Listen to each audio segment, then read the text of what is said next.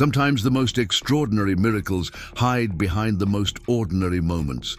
On a quiet street in suburban Denver, a worn-out single father named Marcus Chen makes a decision that seems small, almost insignificant. He chooses to help a desperate mother and her hungry twin daughters when the rest of the world has turned away.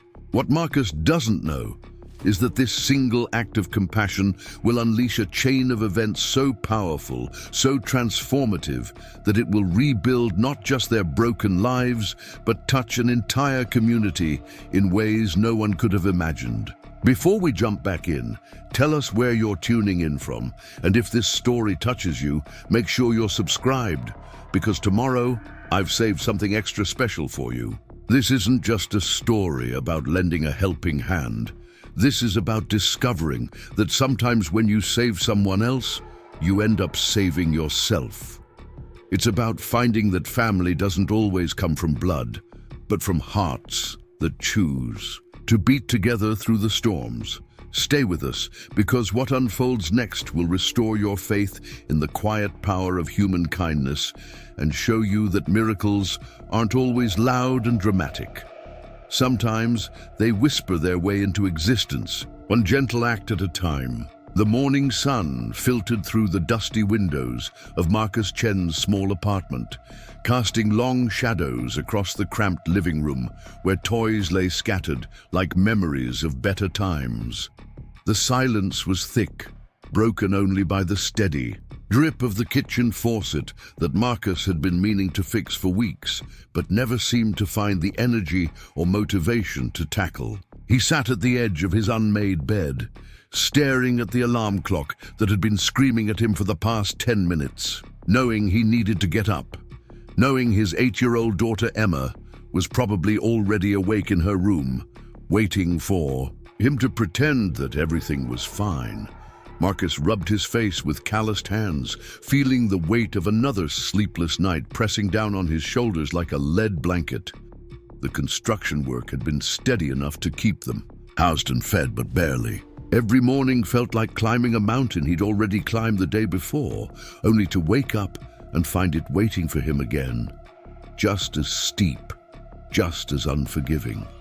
The bills piled up on the kitchen counter told their own story of struggle, of a man trying to be everything to a little girl who deserved so much more than he felt capable of giving. Emma appeared in the doorway, her dark hair tangled from sleep, clutching a worn, stuffed elephant that had been her constant companion since her mother had left them 2 years ago. She didn't say anything, just stood there in her oversized pajamas, watching him with those wide, serious eyes that seemed to hold far too much understanding for someone so young. Marcus forced a smile, the same one he wore every morning like armor against the world. "Morning, sunshine," he said, his voice rougher than he intended. "Ready for another adventure?" Emma nodded solemnly, though they both knew that adventure mostly meant another day of her spending time at Mrs. Patterson's apartment down the hall, while Marcus worked construction sites across the city.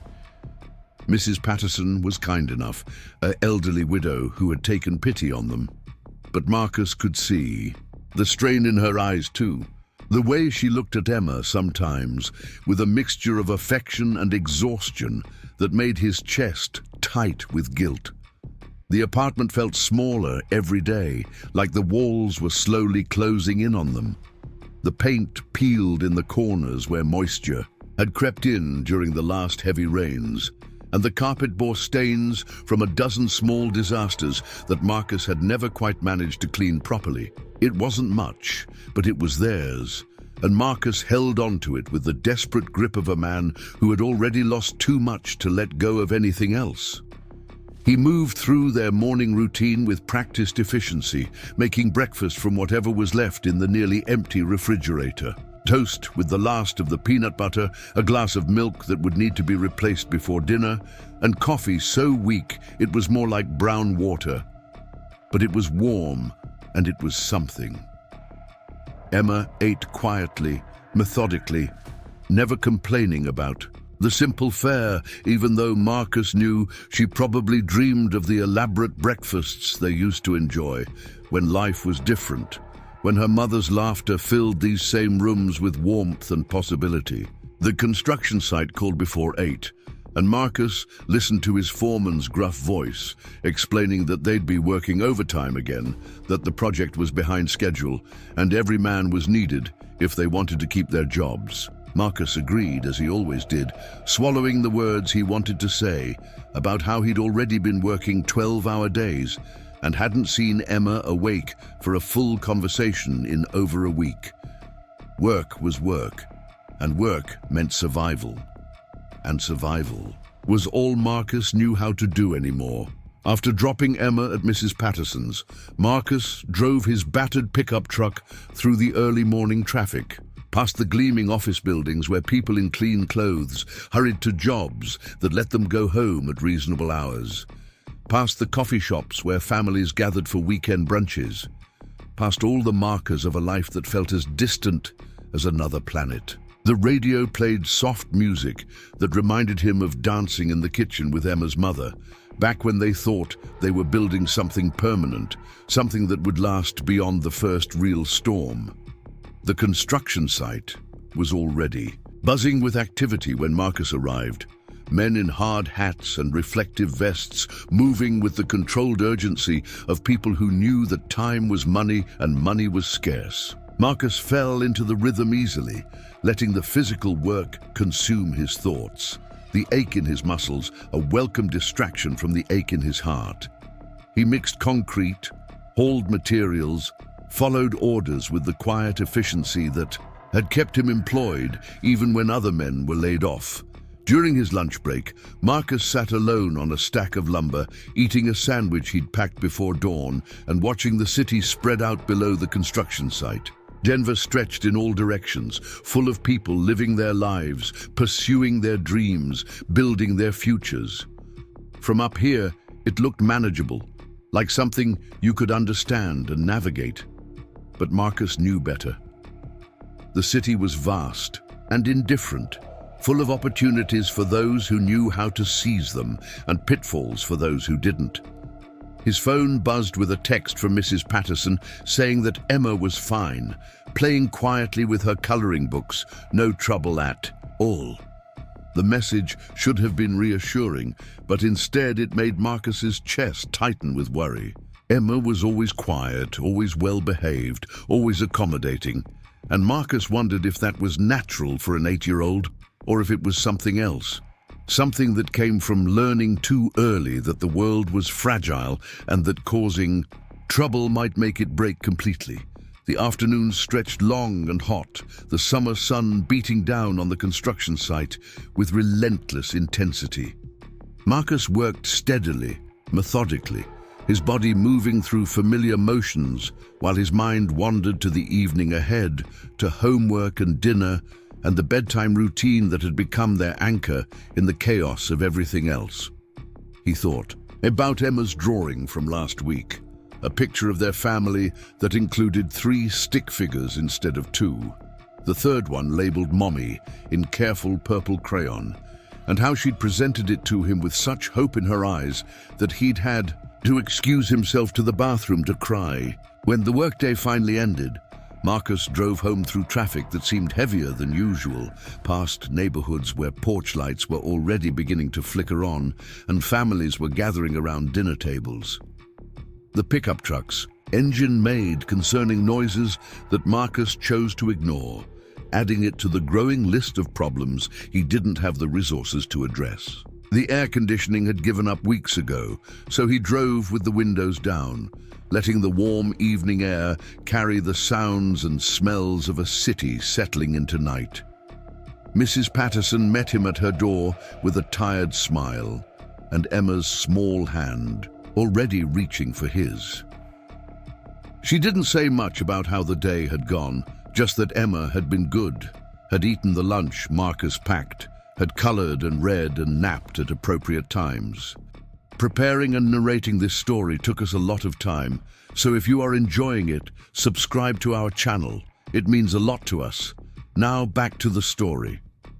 Marcus thanked her, pressed a $20 bill into her reluctant hands, and led Emma back to their apartment, both of them moving slowly through the humid evening air. Their apartment felt stuffy after being closed up all day, so Marcus opened the windows and turned on the old oscillating fan that rattled but still managed to move the air around. Emma settled at the small table they used for everything from meals to homework to art projects, pulling out her school supplies with the same quiet determination she approached everything. Marcus watched her for a moment, marveling at her resilience, at the way she adapted to circumstances that would break most adults. Dinner was simple, spaghetti with jarred sauce and frozen vegetables that Marcus had learned to doctor with whatever spices he could afford. They ate together in comfortable silence, Emma telling him small stories about her day, about the books she'd read and the pictures she'd drawn, about Mrs. Patterson's cat who liked to sit in the window and watch the birds. Marcus listened with the full attention these moments deserved, storing up her voice and her laughter against the long hours of work that awaited him tomorrow. After dinner, they sat on the small balcony that overlooked the apartment complex's courtyard, watching other families move through their evening routines. Marcus pointed out constellations that were barely visible through the city's light pollution, telling Emma stories about ancient heroes and mythical creatures that lived among the stars. She listened with wide eyes, asking questions that showed she was really thinking about what he was saying, not just being polite. When it was time for bed, Marcus tucked Emma in with the careful ritual that had evolved over the months since they'd been on their own. He read her a story from one of the library books they'd checked out, his voice steady and warm in the lamplight. Emma's eyes grew heavy as he read, but she fought sleep the way children do when they don't want a good day to end. Finally, she succumbed, her breathing deepening into the peaceful rhythm of childhood dreams. Marcus stood in the doorway for a long time, watching his daughter sleep, feeling the weight of responsibility and love and fear that came with being her entire world. The apartment was quiet again, but it was a different kind of quiet now, full of possibility instead of emptiness. Tomorrow would bring another early morning, another long day of work, another evening of making dinner from whatever was in the refrigerator, but tonight felt manageable, even hopeful. He cleaned the kitchen slowly, methodically, putting away dishes and wiping down counters with movements that had become meditative over time. The bills on the counter caught his eye, and he sorted through them without opening them, knowing that the numbers inside wouldn't change, no matter how many times he looked at them. There would be a way to manage. There always was, even if he couldn't see it yet. Before bed, Marcus sat at the small table where Emma had done her homework, looking out the window at the city lights that stretched to the horizon. Somewhere out there, other single parents were probably doing the same thing, counting their blessings and their worries in equal measure, trying to build something stable and good for the children who depended on them. The thought was oddly comforting, a reminder that he wasn't as alone as he sometimes felt. The next morning came too early, as mornings always did, but Marcus rose to meet it with the same quiet determination he'd developed over the past 2 years. Emma was already awake, sitting on her bed with her stuffed elephant, looking out the window at the sunrise, painting the sky in shades of pink and gold. She smiled when she saw him, a real smile that lit up her whole face and made Marcus feel like maybe, just maybe, he was doing something right. As he prepared for another day, Marcus had no way of knowing that this ordinary morning would be the last ordinary morning for a very long time. He had no way of knowing that before the sun set again, his life would intersect with the lives of 3 strangers in a way that would change everything. He had no way of knowing that sometimes the most extraordinary miracles begin with the most ordinary choices, and that kindness has a power all its own to transform not just individual lives, but entire communities. The morning routine unfolded as it always did, but somewhere across the city, a desperate mother named Rebecca was making decisions that would bring their paths together in ways neither of them could imagine. The miracle was already in motion, gathering momentum like a stone rolling down a hill, picking up speed and power with each passing moment. Marcus just didn't know it yet. The sweltering heat of the Colorado afternoon beat down mercilessly on the cracked asphalt of Highway 285, creating shimmering waves that danced like ghosts above the road surface. Marcus wiped the sweat from his forehead as he guided his pickup truck along the familiar route home from the construction site, the radio crackling with static-filled country music that barely competed with the rumble of his aging engine. The air conditioning had been broken for months, and with the windows rolled down, the hot wind whipped through the cab, carrying the scent of sage and dust from the open plains that stretched endlessly on either side of the highway. It had been another brutal day of laying foundation for a new shopping complex on the outskirts of Denver, the kind of backbreaking labor that left Marcus's muscles aching and his clothes soaked with perspiration. The foreman had pushed the crew harder than usual, demanding they make up for time lost to equipment failures earlier in the week, and Marcus had thrown himself into the work with the desperate intensity of a man who couldn't afford to lose his job. Every paycheck was a lifeline, every dollar carefully budgeted and accounted for in the ongoing struggle to keep himself and Emma afloat in a world that seemed designed to drown people like them. As he drove, Marcus's thoughts drifted to the evening ahead, to the simple pleasures that had become his anchor in the chaos of single parenthood. Emma would be waiting at Mrs. Patterson's apartment, probably curled up with a book or working on one of her elaborate drawings that covered every available surface of their refrigerator. There would be dinner to prepare from whatever ingredients he could cobble together, homework to supervise, and maybe, if they were both lucky, a few minutes of conversation before exhaustion claimed them both. The highway stretched ahead like a ribbon of possibility, cutting through landscape that spoke of endurance and survival, of things that grew in harsh conditions and thrived despite the odds. Marcus had always found something comforting about this drive, the way it gave him time to transition between the demands of work and the responsibilities of home, to shed the persona of Marcus the construction worker and become Marcus the father, the protector, the man who had to have answers even when he felt lost himself. That's when he saw them. At first, they were just a dark smudge against the horizon, a distortion in the heat waves that could have been anything from a broken-down vehicle to a roadside memorial. But as Marcus drew closer, the image resolved into something that made his heart clench with recognition and dread. A battered sedan sat tilted at an awkward angle on the shoulder of the road, steam rising from beneath its hood like a distress signal sent to an indifferent sky. Beside the car, a woman stood with two small children pressed against her sides, her arm raised in a gesture of desperate hope as she tried to flag down passing motorists. Marcus's first instinct was to keep driving. He had his own problems, his own responsibilities, his own barely controlled chaos to manage. Getting involved with strangers on the side of the road was exactly the kind of complication he couldn't afford, the kind of detour that could spiral into consequences he wasn't prepared to handle. The voice of practical caution whispered in his ear, reminding him that Emma was waiting, that his resources were already stretched to the breaking point, that he wasn't equipped to be anyone's savior. But something about the scene unfolding before him cut through every rational argument his mind could construct.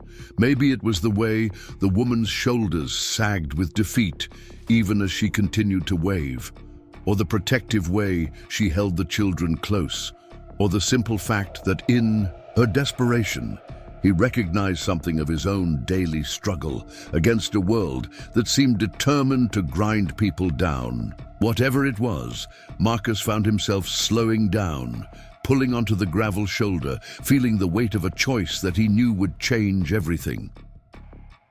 The woman looked up as his pickup truck came to a stop, her face a mixture of hope and wariness that spoke of too many disappointments, too many people who had promised help and delivered nothing. She was younger than Marcus had initially thought, probably in her late 20s, with brown hair that hung limp in the heat and clothes that bore the telltale signs of days spent on the road. The children, twin girls who couldn't have been more than 6 years old, clung to her legs with the fierce grip of small animals seeking shelter from a storm. Marcus climbed out of his truck slowly, his boots crunching on the gravel as he approached them. The heat hit him like a physical blow, and he could only imagine how long they had been standing there, exposed to the merciless sun, without shade or relief. The woman's eyes followed his every movement, cataloguing him with the careful attention of someone who had learned to read danger in the faces of strangers. "Car trouble?" Marcus asked, keeping his voice gentle and his movements deliberate, recognizing the signs of someone who had been pushed beyond their limits and was operating on pure survival instinct. The woman nodded, swallowing hard before she spoke. "It just started overheating about an hour ago," she said, her voice cracked. "With thirst and exhaustion, I don't know anything about cars, and I don't have anyone to call, and we've been walking for—" She trailed off, gesturing helplessly at the empty highway that stretched in both directions without offering any promise of rescue. Marcus moved to the front of the sedan and popped the hood, immediately seeing the problem.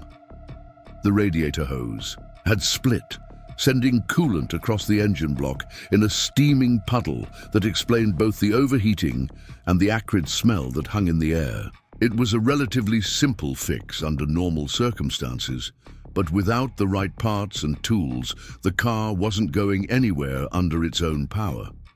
"When's the last time you ate?" Marcus found himself asking, though he wasn't sure why the question had come to mind. Something about the hollow look in the woman's eyes, the way the children pressed so close to her, suggested that car trouble was only the most recent in a series of problems that had been building for some time. The woman's composure cracked slightly at the question, and she had to look away for a moment before answering. "Yesterday morning," she said quietly. "Maybe the day before. I'm not really sure anymore." The admission hit Marcus like a punch to the gut. He looked down at the twin girls, really seeing them for the first time, noticing the way their clothes hung loose on their small frames, the hollowness around their eyes that spoke of hunger, that had gone beyond temporary discomfort into something more serious. They were beautiful children, with their mother's dark hair and eyes that held far too much understanding for their age, and Marcus felt something shift inside his chest, a recognition that transcended rational thought. "What are your names?" he asked, crouching down to their level, making himself less intimidating to two children who probably hadn't had many reasons to trust adults lately. "I'm Sophie," said one of the girls, her voice barely above a whisper, "and she's Grace." She indicated her sister, who nodded solemnly but didn't speak, content to let Sophie handle the introductions. "I'm Marcus," he said, extending his hand for them to shake if they wanted to, "and I think we need to get you all somewhere cool and get some food in you before we worry about fixing the car." The woman, who had introduced herself as Rebecca during their brief conversation, looked at him with something approaching disbelief. "I can't pay you," she said, the words coming out in a rush, as if she needed to establish that fact before he could change his mind about helping. "I don't have money for a mechanic or a tow truck or anything like that. I just need to get to my sister's place in Colorado Springs. But I don't even know if she's still at the same address, and I haven't talked to her in 3 years. And—" Marcus held up a hand to stop the flood of words, recognizing the particular kind of panic that came from having too many problems and not enough solutions. "Let's take this one step at a time," he said. "First, we get you out of this heat. Then we get some food in these girls. After that, we figure out the car. Does that sound reasonable?" Rebecca stared at him for a long moment, as if trying to determine whether he was real or some kind of heat-induced hallucination. Finally, she nodded, and Marcus felt something loosen in his chest that he hadn't even realized had been tight. The process of getting Rebecca and the twins into his truck was awkward and careful, full of the hesitation that comes when strangers are forced into proximity by circumstances beyond their control. Marcus cleared the passenger seat of work tools and empty coffee cups, suddenly aware of how his truck must look to someone who didn't know him, with its cracked dashboard and seats that had seen better decades. But Rebecca climbed in without complaint, settling the twins on either side of her with the practiced efficiency of someone who had been managing alone for a long time. As they drove toward town, Marcus found himself stealing glances at his unexpected passengers in the rearview mirror. The twins had fallen asleep almost immediately, their small bodies finally relaxing as the truck's motion and the promise of help worked its magic on their exhausted systems. Rebecca stayed awake, her eyes fixed on the passing landscape with the intense focus of someone memorizing every detail, as if she needed to be ready to navigate this route again on her own. "Where are you coming from?" Marcus asked, partly to break the silence and partly because he was genuinely curious about the story that had brought a mother and her twin daughters to the side of a Colorado highway with nothing but the clothes on their backs and a broken-down car. Rebecca was quiet for so long that Marcus thought she might not answer, but finally she spoke, her voice carefully neutral. "Las Vegas," she said.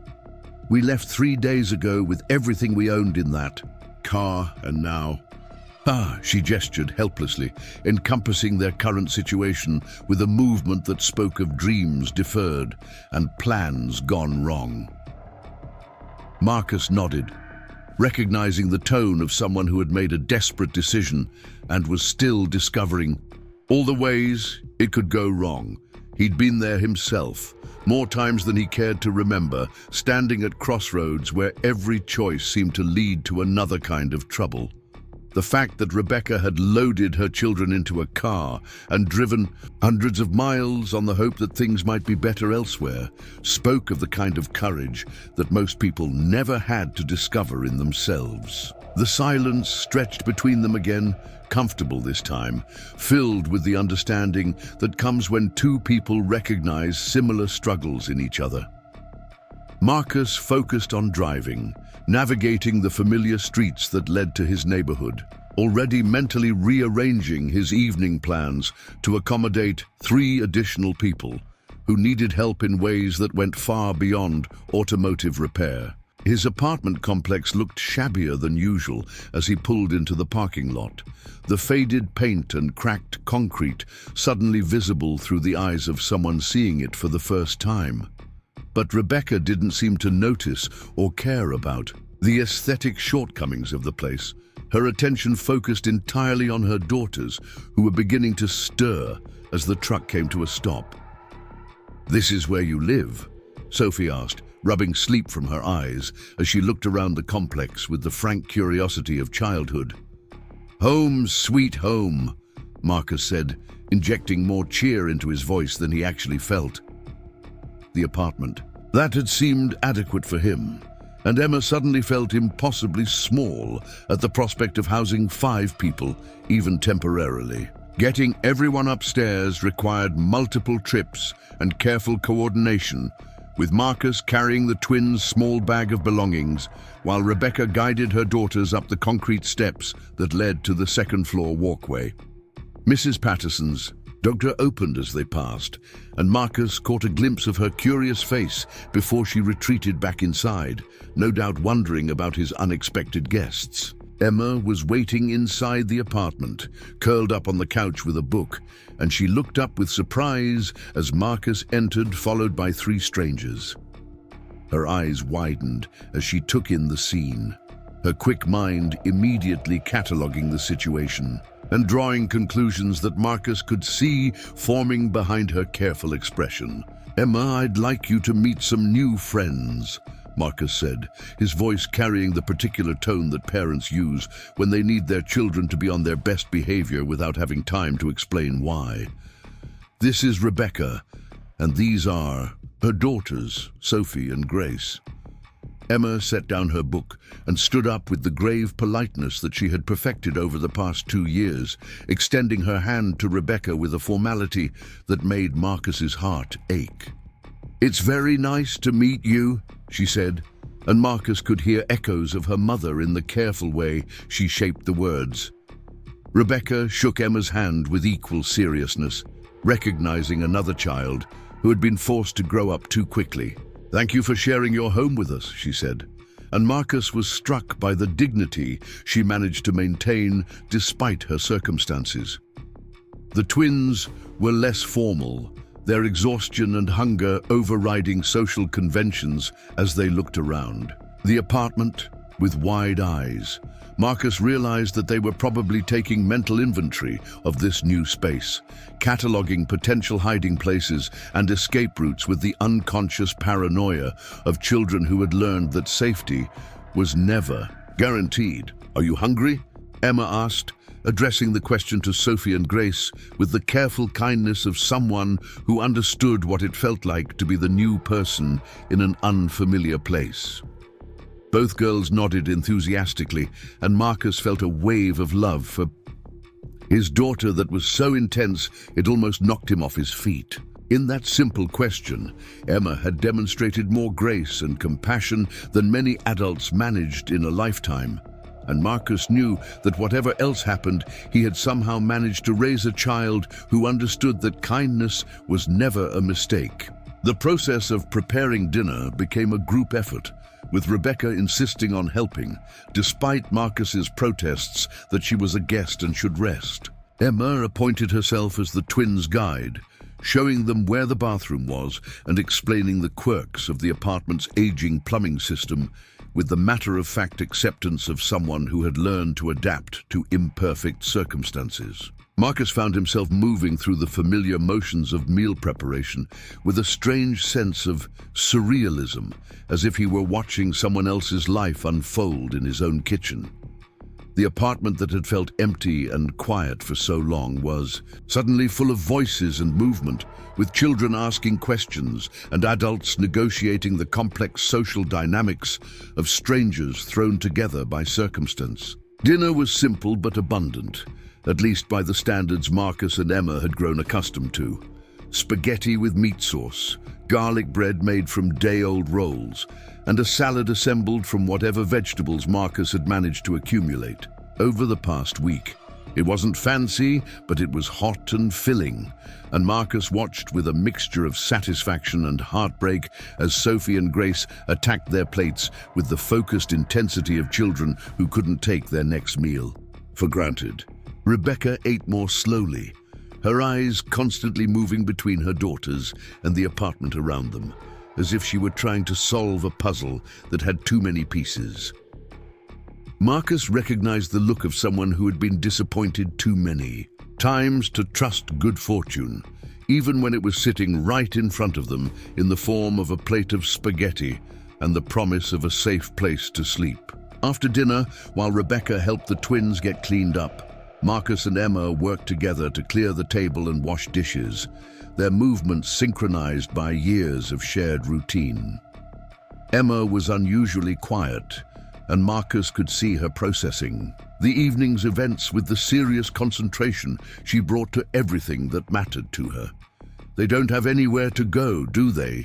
Emma asked finally, her voice pitched low so that their guests couldn't overhear. Marcus paused in his dishwashing, struck by his daughter's perceptiveness and the complicated emotions it stirred in him. "Not right now," he said carefully. "Sometimes people need help, and if we can provide it, then that's what we should do." Emma nodded solemnly, as if his answer had confirmed something she already knew. "The twins are scared," she observed. "They keep looking at the door like they think someone might come through it who they don't want to see." The observation hit Marcus like a cold wind, bringing with it implications that he hadn't wanted to consider but couldn't ignore. Rebecca's reluctance to provide details about their situation, the way she'd left Las Vegas with nothing but what fit in their car, the hollow look in the twins' eyes that spoke of experiences no child should have to endure. Marcus felt a familiar anger rising in his chest, the protective fury that came from recognizing injustice and wanting to stand against it, even when the odds were overwhelming. "Sometimes adults make bad choices that hurt children," Marcus said, carefully, choosing his words with the precision of someone who understood that some truths were too heavy for 8-year-old shoulders. "When that happens, other adults have to step in and help fix things." Emma nodded again, accepting his explanation with the trust that children place in the adults they love. "Can they stay here?" she asked. "At least until their car is fixed." Marcus looked at his daughter, seeing in her face the same instinctive compassion that had made him pull over on the highway, the same recognition that some situations demanded action regardless of personal cost. "Would you like them to stay?" he asked. "Yes," Emma said without hesitation. "I think they need us." The simple statement hung in the air between them, carrying the weight of a decision that Marcus knew would change their lives in ways he couldn't predict or control. But looking at his daughter's earnest face, seeing the certainty in her eyes, Marcus felt something settle in his chest that had been restless for longer than he cared to admit. Later that evening, after they had arranged sleeping spaces and distributed extra blankets, Marcus found himself standing on the small balcony that overlooked the apartment complex's courtyard, breathing in the cool night air and trying to process the day's events. The stars were barely visible through the city's light pollution, but he could make out the outline of the mountains in the distance, solid and reassuring against the uncertain sky. Rebecca joined him after a few minutes, moving quietly so as not to disturb the children, who had finally settled into sleep after the day's upheavals. She stood beside him at the railing, her hands gripping the metal with a tension that spoke of someone who was still waiting for the other shoe to drop. "I can't thank you enough," she said quietly, her voice thick with emotion. "I don't know what we would have done if you hadn't stopped." Marcus shook his head, uncomfortable with gratitude that seemed too large for what he considered a basic human response to someone in need. "Anyone would have done the same thing," he said. Rebecca's laugh was soft and bitter. "No," she said, "they wouldn't have. Trust me on that." The statement hung between them like a challenge, and Marcus found himself wondering about the story behind it, about the experiences that had taught Rebecca to expect disappointment from the very people who should have offered help. But he didn't push for details, recognizing that trust was something that had to be earned slowly, especially from someone who had been hurt by people who were supposed to protect them. "The car," Rebecca said after a moment. "How much do you think it will cost to fix?" Marcus had been dreading this conversation, knowing that the answer wouldn't be what Rebecca wanted to hear. "The part itself isn't expensive," he said carefully. "Maybe $40 or $50 for a new radiator hose. But there might be other damage from all the overheating, and you'd need someone to install it properly." Rebecca was quiet for a long time, and Marcus could see her doing calculations in her head, weighing options that probably all led to the same conclusion. "I have maybe $20, she said finally, "and no way to get more." The admission was delivered with the flat acceptance of someone who had run out of alternatives, and Marcus felt his heart clench with recognition. He'd been in similar situations himself, staring at problems that required resources he didn't have, watching his options narrow to nothing while responsibilities continued to pile up around him. "We'll figure something out," Marcus said, though he wasn't sure how. His own finances were stretched thin enough that an unexpected expense of even $50 would require careful juggling of other necessities. But looking at Rebecca's profile in the dim light from the apartment windows, Seeing the defeat in her shoulders and the fear she was trying so hard to hide, Marcus knew that somehow they would find a way. "Why are you helping us?" Rebecca asked suddenly, turning to face him with an intensity that caught him off guard. "I mean really helping, not just giving us a ride or a meal. You don't know anything about us, about what we might have done, or why we left Las Vegas, or what kind of trouble we might bring to your door."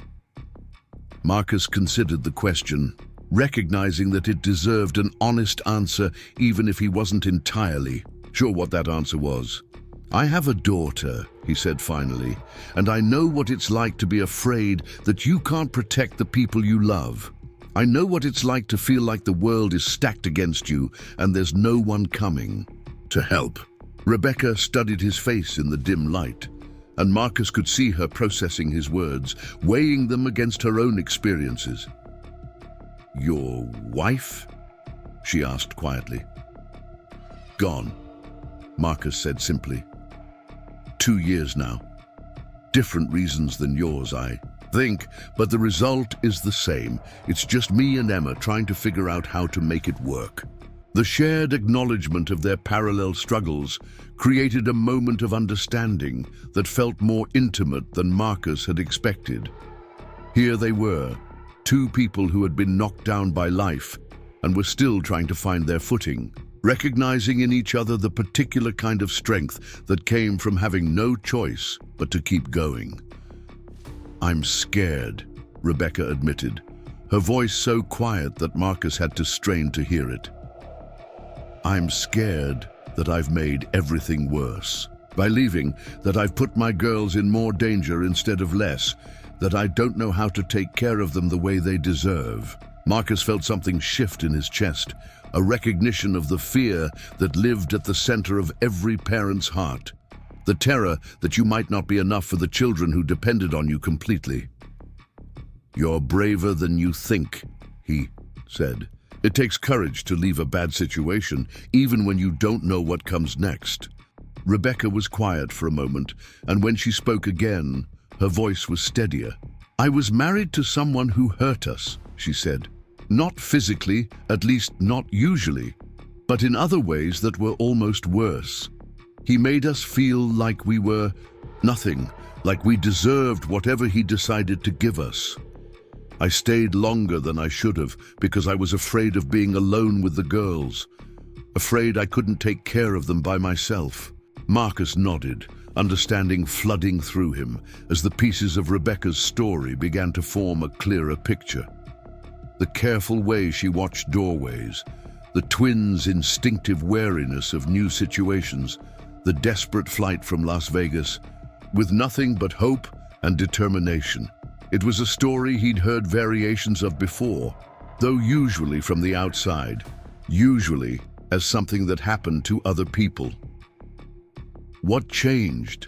he asked. Rebecca's smile was sad but determined. "Sophie asked me why Daddy was always angry at us," she said, "and I realized that I didn't have a good answer, that there wasn't a good answer, and that my girls deserved better than growing up thinking that was normal." The simple statement carried the weight of a decision that must have taken tremendous courage, and Marcus felt a deep respect for the woman standing beside him on the balcony. To leave everything familiar, even when that familiarity was toxic, required a kind of strength that most people never had to discover in themselves. "You did the right thing," Marcus said, and he meant it completely. Rebecca turned to look at him, her eyes bright with unshed tears. "Did I?" she asked.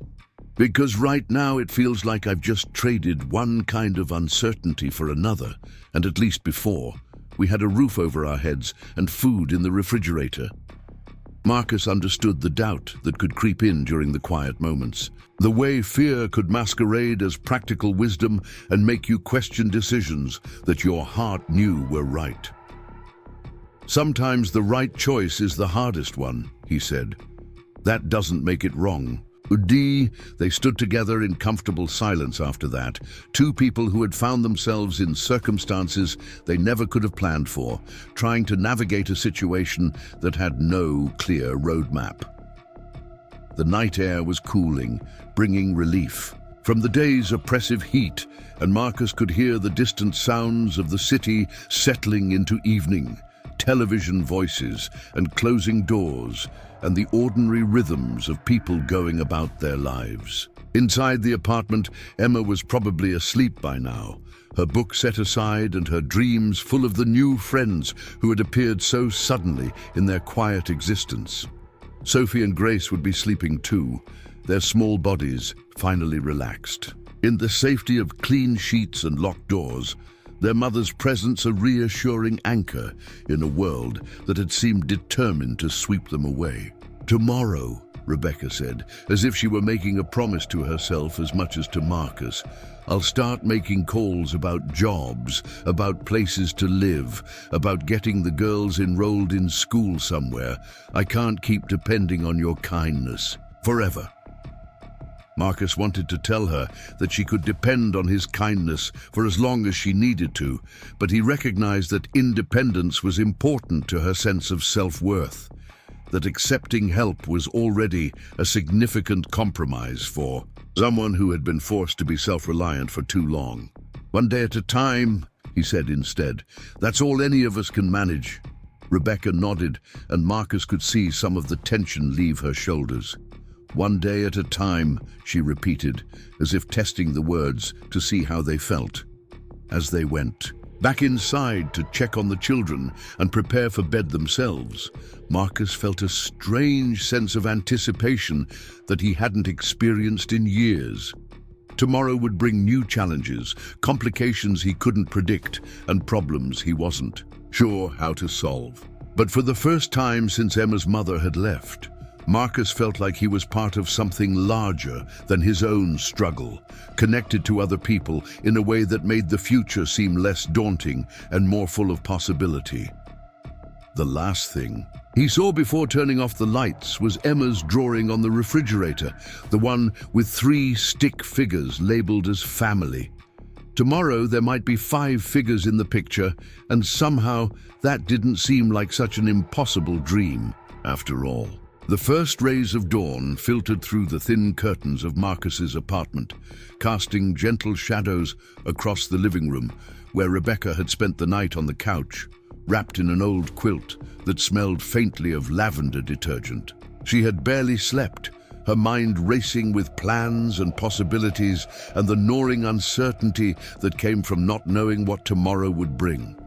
Every sound from the hallway outside made her tense, every creak of the building settling made her wonder if they were truly safe, or if this was just another temporary respite before the next crisis struck. The twins had slept peacefully in Emma's room, the 3 girls somehow managing to arrange themselves on the single bed and sleeping bags with the unconscious cooperation that children seemed to master instinctively. Rebecca had checked on them twice during the night, standing in the doorway and watching their small faces in the dim light from the hallway, marveling at their resilience and trying to draw strength from their ability to find peace even in unfamiliar surroundings. Marcus emerged from his bedroom early, moving quietly through the apartment with the practiced stealth of someone accustomed to early mornings and sleeping children. He wore jeans and a faded work shirt, his hair still damp from a quick shower, and Rebecca found herself struck by the ordinariness of the moment, the simple domestic scene that felt both foreign and deeply comforting after months of chaos and uncertainty. "Coffee?" Marcus asked softly, already moving toward the kitchen with the automatic efficiency of morning routine. Rebecca nodded gratefully, pulling the quilt tighter around her shoulders as she followed him into the small kitchen. The apartment felt different in the morning light, less cramped and more welcoming, as if the night had somehow transformed it from a temporary shelter into something that might actually be called home. Marcus worked quietly, measuring coffee and water with movements that spoke of years of practice, and Rebecca found herself watching his hands as he worked, noticing the calluses and small scars that told their own story of hard work and perseverance. There was something deeply reassuring about his presence, a steadiness that she hadn't encountered in so long that she'd almost forgotten it existed. "How long have you lived here?" Rebecca asked, partly to break the comfortable silence and partly because she was genuinely curious about the life Marcus had built for himself and Emma. 3 years, Marcus replied, setting 2 mismatched mugs on the counter and waiting for the coffee to finish brewing. "We moved here after Emma's mother left. It's not much, but it's ours, and Emma likes the school district." The simple statement carried layers of meaning that Rebecca recognized all too well. The careful way people talked about major life changes when the wounds were still too fresh to examine directly. She could hear the echo of her own story in his words, the way single parents learn to frame their circumstances in terms of practical necessities rather than emotional devastation. The coffee was strong and hot, exactly what Rebecca needed, to feel human again after a night of fitful sleep and anxious thoughts. She wrapped her hands around the warm mug and let the caffeine work its magic, feeling some of the tension leave her shoulders as the familiar ritual of morning coffee anchored her in the present moment. "I called in sick to work today," Marcus said, settling across from her at the small kitchen table. "Figured we should get your car situation sorted out, maybe make some calls about longer-term arrangements." Rebecca felt a surge of panic at the mention of longer-term arrangements, the familiar fear that help always came with expectations and conditions that she might not be able to meet. "You don't have to do that," she said quickly. "I mean, missing work because of us? I can figure something out on my own." Marcus studied her face with the careful attention of someone who understood that pride and desperation often lived side by side in people who had been forced to be self-reliant for too long. "I know you can," he said simply, "but you don't have to, not today anyway." The words hit Rebecca with unexpected force, carrying a kindness that she wasn't sure she knew how to accept. In her experience, help always came with strings attached, with expectations of gratitude and compliance that could quickly turn into new forms of control. But looking at Marcus's steady gaze, seeing the genuine concern in his expression, Rebecca felt something shift inside her chest. A cautious willingness to believe that maybe not all offers of assistance were traps in disguise. The children woke up gradually, their voices carrying from Emma's bedroom in the soft, sleepy conversations that seemed to happen naturally between kids who had found common ground despite their different circumstances. Emma appeared first, already dressed and moving with the quiet efficiency that Rebecca had noticed the night before, followed by Sophie and Grace, who looked around the apartment with the wide-eyed curiosity of children experiencing their first morning in a new place. Breakfast was a group effort, with Emma showing the twins where everything was kept, while Marcus cooked eggs and toast with the patient competence of someone who had mastered the art of feeding multiple children on short notice. Rebecca tried to help, but found herself relegated to pouring juice and setting the table, her offers of more substantial assistance gently deflected by a father and daughter who had clearly developed their own rhythm over the years. "What's the plan for today?"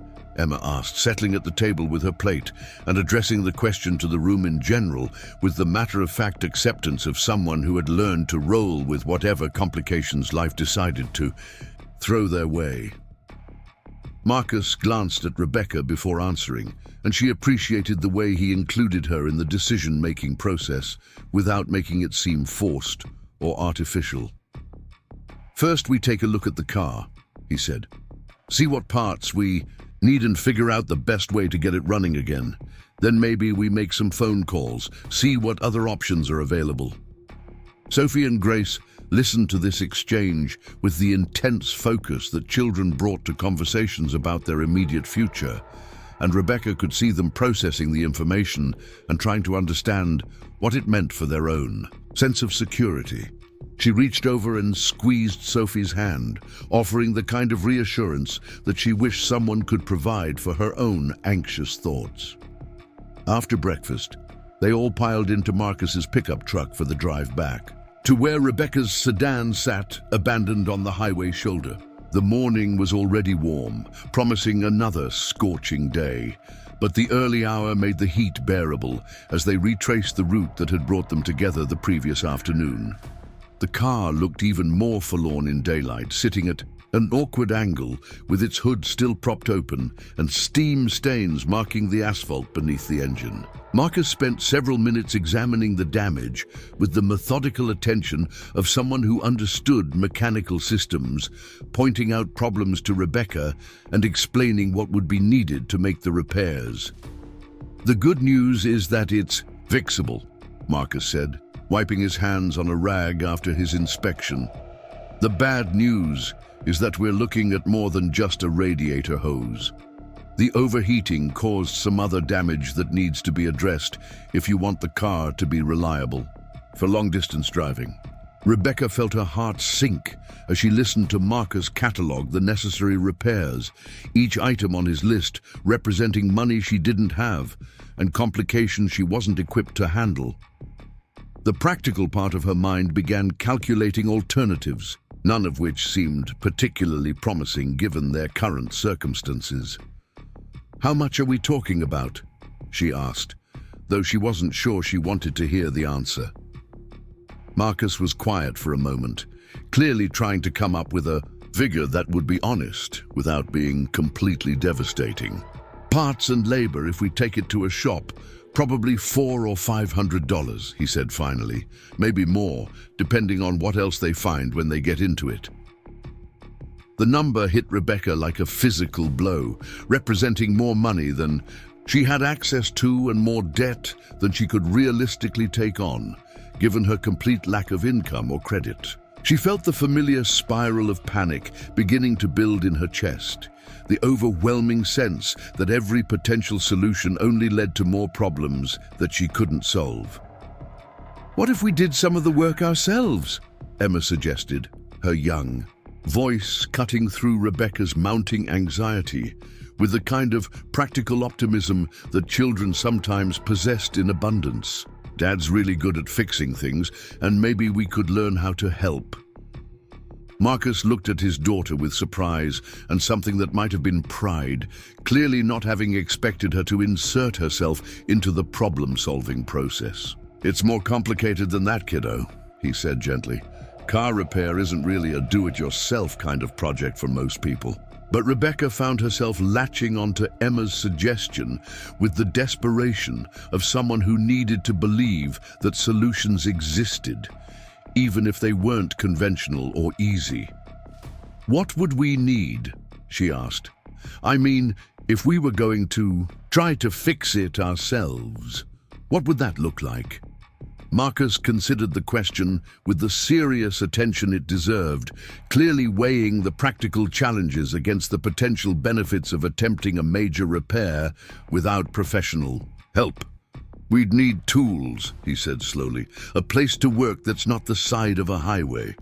Parts, obviously, and a lot of patience, because things would probably go wrong and we'd have to figure out how to fix our mistakes." Rebecca felt something spark in her chest at the word "we," the casual assumption that Marcus would be part of whatever solution they came up with. She hadn't had a partner in problem-solving for so long that she'd almost forgotten what it felt like to not be facing challenges completely alone. "I have tools," Marcus continued, his voice gaining confidence as he warmed to the idea, "and there's space in the parking lot behind my apartment building where we could work on it. We'd have to tow it there, but that's cheaper than paying a shop to do the whole job." Sophie and Grace had been listening to this conversation with growing excitement, clearly enchanted by the idea of being part of a project that involved taking things apart and putting them back together. "Can we help?" Sophie asked, her voice bright with enthusiasm. "We're really good at organizing stuff and holding things." Rebecca looked at her daughters, seeing in their faces the kind of hope that she'd been afraid to let herself feel, and realized that this might be about more than just fixing a car.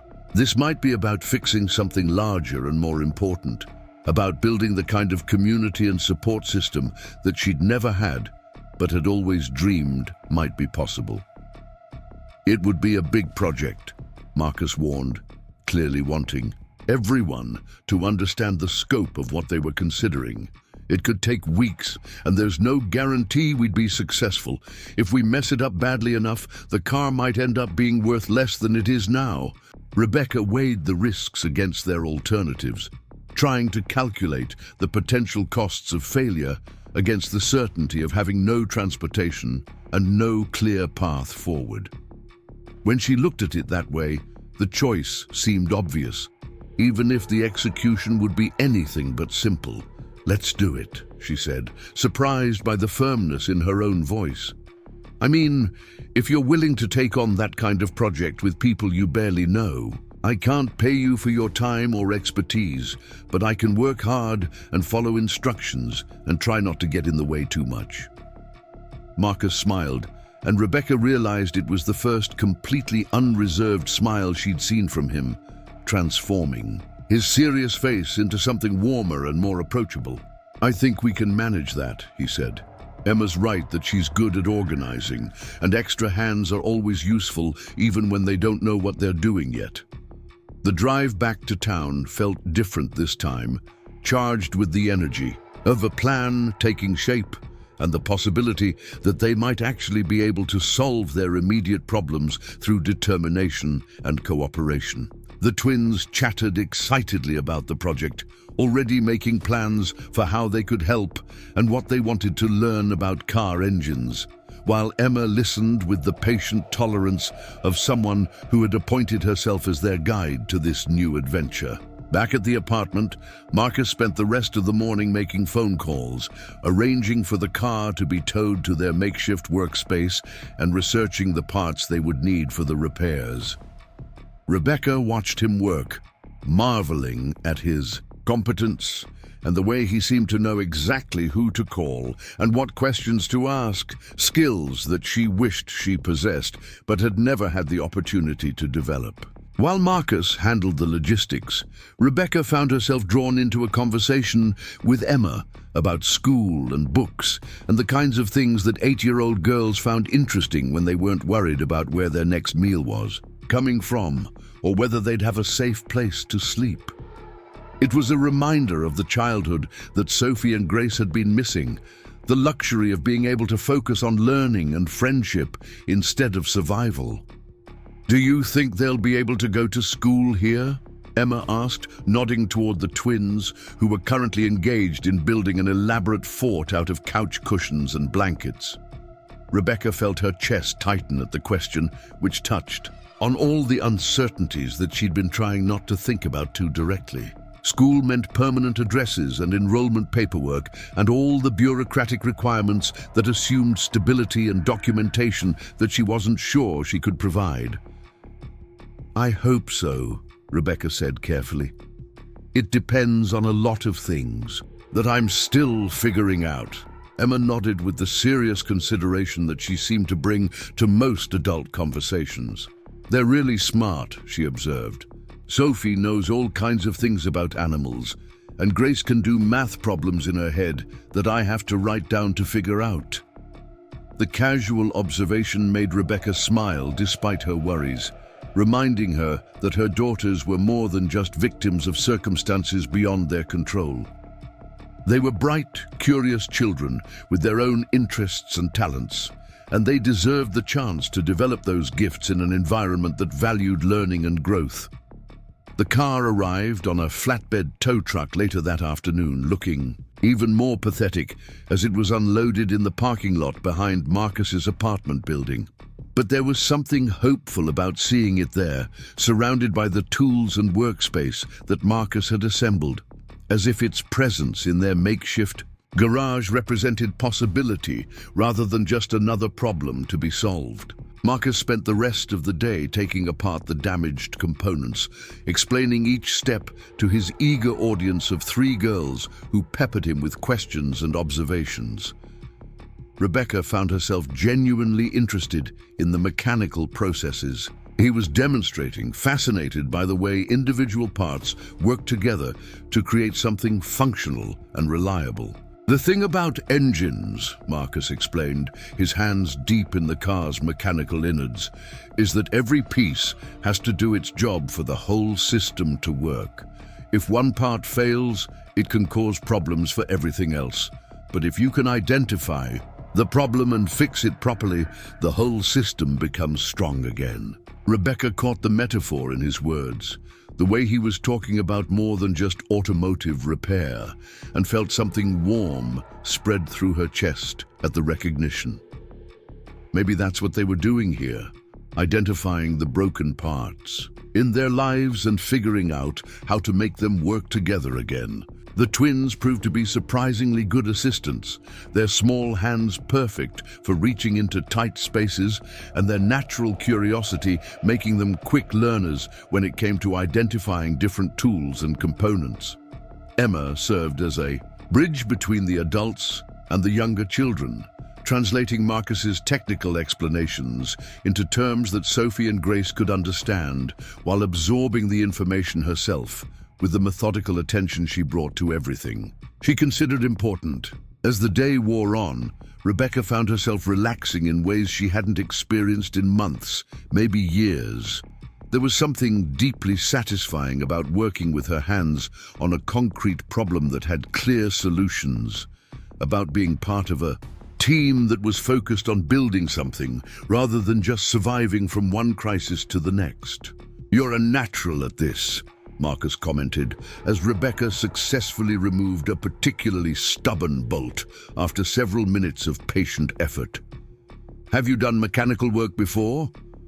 Rebecca shook her head, surprised by the compliment and the confidence it gave her. "Never," she said.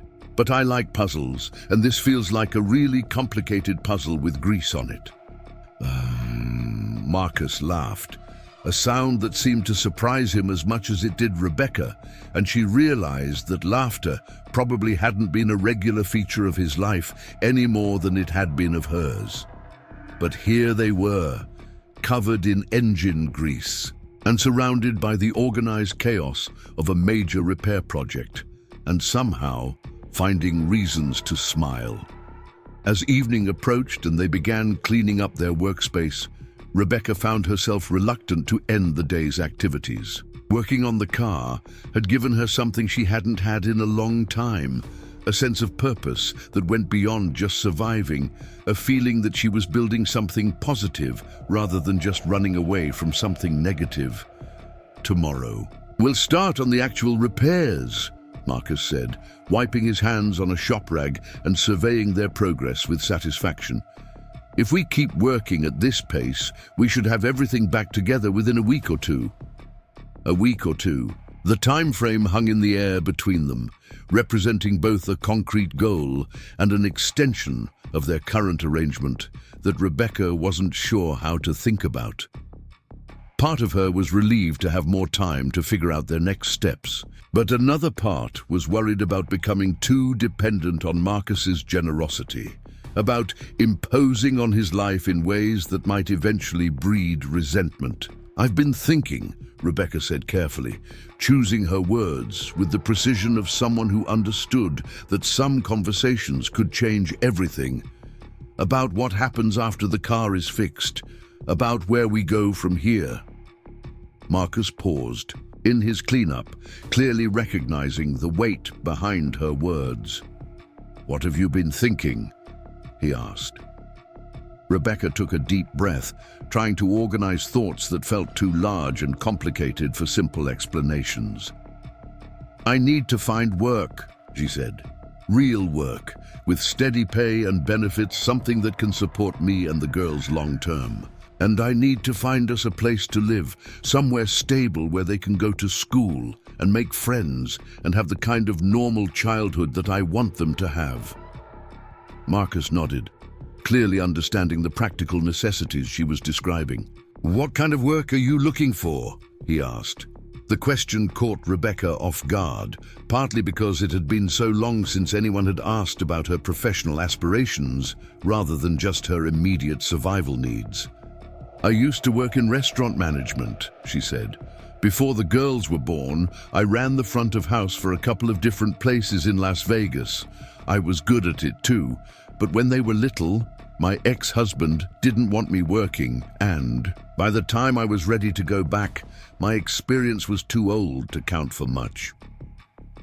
Marcus considered this information with the serious attention he brought to most problems that needed solving. "Restaurant experience is always valuable," he said. "Especially management experience. Denver has a pretty good food scene, lots of places that might be looking for someone with your background." Rebecca felt a flutter of hope at his words. The possibility that her old skills might still have value in a new context. "The problem is references," she said, "and gaps in my employment history, and the fact that I don't have anywhere to live or any way to prove that I'm a reliable employee." Marcus was quiet for a moment, clearly thinking through the challenges she'd outlined. "What if those weren't problems?" he asked finally. "What if you had a stable address and people who could vouch for your character and work ethic? Would you feel confident about finding employment?" Rebecca stared at him, trying to understand what he was suggesting and afraid to hope that it might be what she thought it was. "I think so," she said carefully, "but I don't see how that's possible, given our current situation." Marcus looked at her directly, his expression serious but not unkind. "What if your current situation isn't as temporary as you think it is?" he asked. "What if this arrangement, this living situation could work for longer than just until your car is fixed?" The suggestion hung in the air between them, like a bridge that Rebecca wasn't sure she was brave enough to cross. The practical part of her mind immediately began cataloging all the reasons why such an arrangement wouldn't work, all the ways it could go wrong and leave them worse off than they were now. But there was another part of her, a part that had been quiet for so long, she'd almost forgotten it existed, that whispered that maybe this was exactly what they needed, exactly what they'd been looking for without knowing how to name it. "You don't know us," Rebecca said, voicing the most obvious objection first. "You don't know what kind of people we are, what kind of problems we might bring into your life. You have Emma to think about, and she should be your priority, not taking care of strangers who showed up on the side of the road." Marcus smiled, that same unreserved expression that transformed his entire face. "Emma likes you," he said simply. "She likes the twins, and Emma's a pretty good judge of character. As for not knowing what kind of people you are, I think I have a pretty good idea. You're the kind of people who left everything familiar because you wanted something better for your children.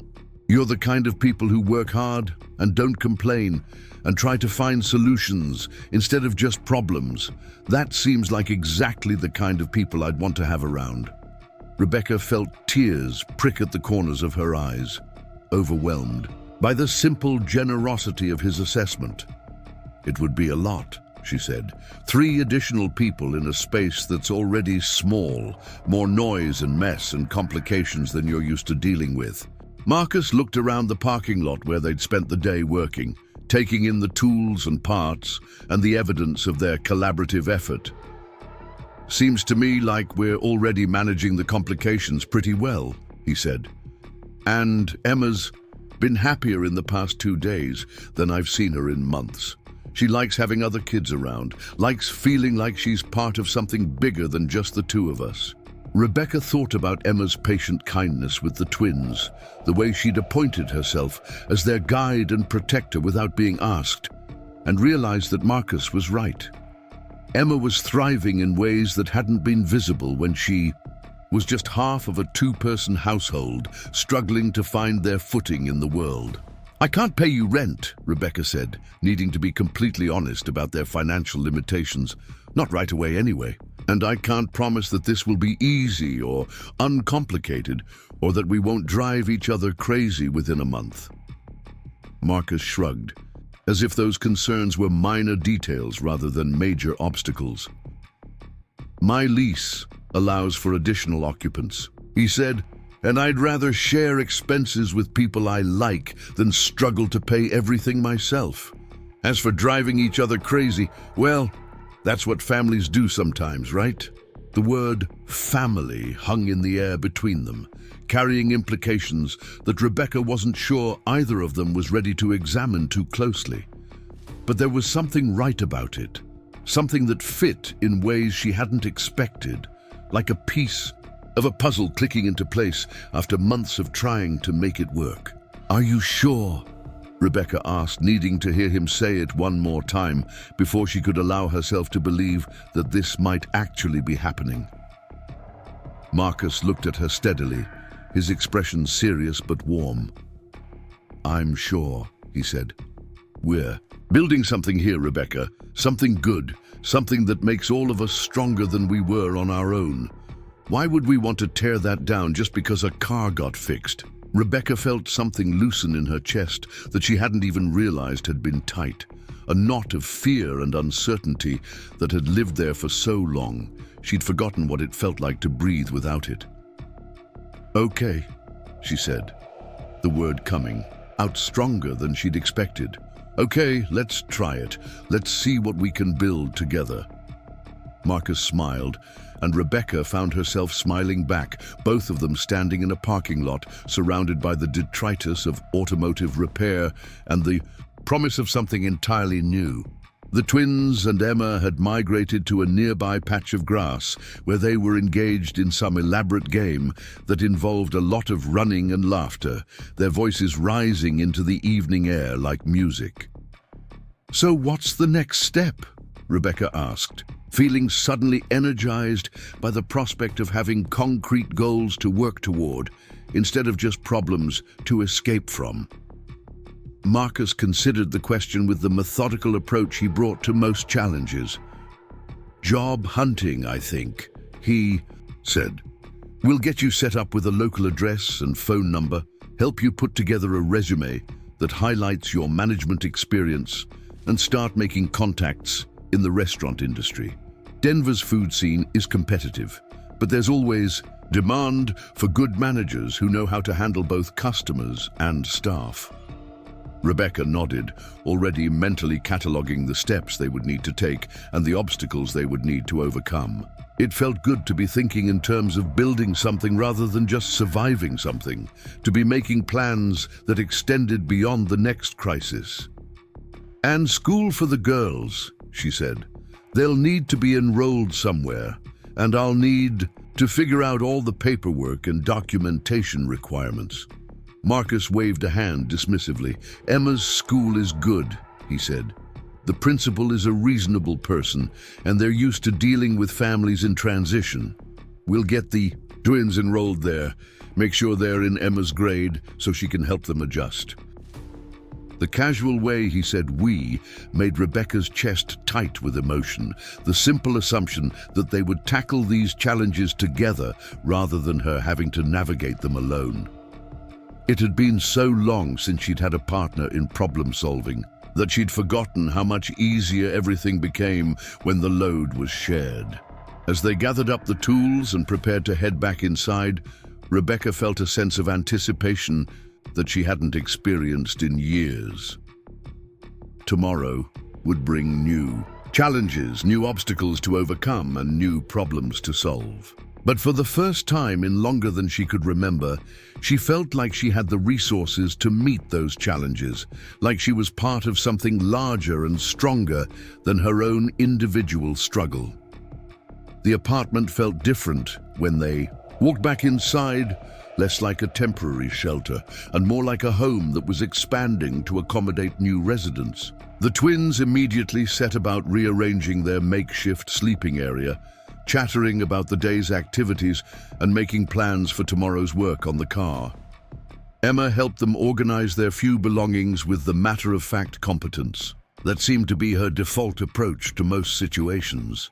Rebecca found herself standing in the kitchen doorway, watching the three girls work together with easy cooperation, and realized that this was what she'd been searching for without knowing. How to name it? Not just safety or stability, though those things were important, but community. The sense of belonging to something larger than herself, of being part of a unit that was stronger than the sum of its individual parts. "Feels right, doesn't it?" Marcus said quietly, appearing beside her with 2 cups of coffee and following. Her gaze toward the children, Rebecca accepted the coffee gratefully, using the moment to compose her thoughts. "It feels like home," she said finally, surprised by the truth of the statement. "I wasn't sure I remembered what that felt like." Marcus nodded, understanding exactly what she meant. "Emma and we've been doing okay on our own," he said, "but okay isn't the same as good. This feels good. This feels like we're all exactly where we're supposed to be." Rebecca looked at him, seeing in his face the same cautious hope that she felt building in her own chest. They were taking a leap of faith together, committing to building something new out of the broken pieces of their separate lives. There were no guarantees that it would work, no promises that the road ahead would be smooth or easy. But standing there in the warm light of the kitchen, listening to the sound of children's laughter from the living room and feeling the solid presence of someone who had chosen to stand beside her rather than walk away, Rebecca thought that maybe they had all the guarantees they needed. Maybe the best foundations were built not on certainty, but on the willingness to try to work together, to believe that broken things could be made stronger at the mended places. Tomorrow, they would continue working on the car, one bolt and one gasket at a time. But tonight, they would go to sleep under the same roof, 5 people who had found each other against all odds and decided to see what they could build together. And that, Rebecca thought, was the most beautiful beginning she could imagine. 3 weeks had passed since Rebecca and the twins had become permanent residents of Marcus's apartment, and the transformation was remarkable in ways that none of them had anticipated. What had started as a temporary arrangement born of necessity had evolved into something that felt organic and intentional, a household that functioned with the kind of easy cooperation that usually took years to develop. The morning routines had settled into a rhythm that accommodated everyone's needs, with Rebecca taking charge of breakfast while Marcus prepared for work, and the 3 girls navigating their shared space with the adaptability that children seemed to possess in abundance. The car repair project had become more than just a mechanical necessity. It had transformed into a daily ritual that brought them together around a common goal, each family member contributing their unique skills and perspectives to the collaborative effort. Marcus had proven to be a patient teacher, breaking down and complex automotive concepts into understandable components while encouraging questions and experimentation. Rebecca had discovered a natural aptitude for troubleshooting, her analytical mind well suited to diagnosing problems and developing systematic approaches to their solutions. Emma had appointed herself as the project coordinator, maintaining detailed notes about their progress and organizing their workspace with the methodical precision that she brought to everything she considered important.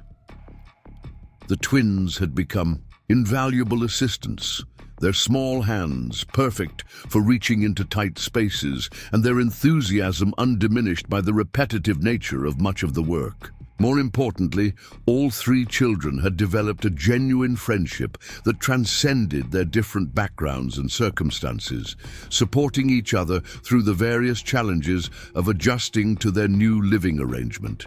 The morning that would prove to be pivotal started like any other, with Rebecca preparing pancakes for breakfast while Marcus checked the weather forecast and planned the day's automotive activities. The sedan was nearly complete, with most of the major repairs finished, and only a few minor adjustments remaining before they could attempt to start the engine and assess their success. The anticipation was palpable, building over days of careful work toward this moment of truth, when they would discover whether their amateur efforts had been sufficient to restore the vehicle to reliable working condition. "Today's the day, isn't it?" Emma asked, settling at the kitchen table with her plate and addressing the question to the room in general. "We're finally going to find out if all this work actually fixed anything." Marcus nodded, though Rebecca could see the careful way he managed expectations, the recognition that failure was still a very real possibility, despite their best efforts. "We'll give it a try," he said. "But remember, even if it doesn't work perfectly the first time, that doesn't mean we failed. Sometimes fixing things is an iterative process." Sophie and Grace exchanged excited glances, their faces bright with the kind of optimism that children possessed when they hadn't yet learned to hedge their bets against disappointment. They had invested themselves completely in this project, taking ownership of the success or failure in ways that made Rebecca both proud and nervous about their emotional resilience if things didn't go as planned. After breakfast, they assembled in the parking lot with the ceremonial gravity that the moment seemed to deserve. Marcus had prepared carefully, checking fluid levels and connections one final time while explaining each step to his attentive audience. Rebecca found herself holding her breath as he climbed into the driver's seat, key in hand. Everyone gathered around the vehicle in a semicircle of hopeful anticipation. The first turn of the key produced nothing but silence, and Rebecca felt her heart sink with disappointment. But Marcus remained calm, methodically checking connections and adjustments before trying again. The second attempt yielded a weak clicking sound that suggested electrical activity but insufficient power to turn the engine over. More adjustments, more careful diagnostics, more patient problem-solving as their audience maintained their vigil despite the mounting tension. On the fourth attempt, the engine turned over with a rough, irregular rhythm that gradually smoothed into something approaching normal operation. The sound was music to Rebecca's ears, representing not just mechanical success, but validation of their collective effort and competence. The twins cheered and clapped, while Emma maintained her characteristic composure despite the obvious satisfaction in her expression. Marcus let the engine run for several minutes, monitoring various indicators and listening for any signs of problems or irregular operation. When he finally turned off the ignition and climbed out of the car, his smile was broader than Rebecca had ever seen it, transforming his usually serious expression into something radiant with accomplishment and pride. "Well?" Rebecca asked, though the answer was obvious from his demeanor. "She runs," Marcus said simply. "Not perfectly, maybe, but well enough to be reliable transportation. We did it." The simple statement unleashed a celebration that was probably disproportionate to the actual achievement, but felt entirely appropriate given what the project had represented for all of them. This wasn't just about fixing a car. It was about proving to themselves that they could tackle complex challenges and succeed through persistence and cooperation. It was about building confidence and competence and the kind of practical skills that would serve them well in whatever challenges the future might bring. Rebecca found herself overwhelmed with emotion that she struggled to articulate, a mixture of gratitude and pride, and something that might have been hope for the future. Looking around at this unlikely family they had assembled, seeing the satisfaction and joy in everyone's faces, she realized that they had accomplished something far more significant than automotive repair. They had built something beautiful and functional out of broken pieces, both mechanical and human. The success of the car repair project seemed to catalyze other positive developments in their shared life. Rebecca's job search, which had been Proceeding slowly through online applications and tentative phone calls suddenly accelerated as she gained confidence from their automotive success. Marcus had been helping her refine her resume and practice interview techniques, and the combination of his support and her newly reinforced belief in her own competence began to produce tangible results.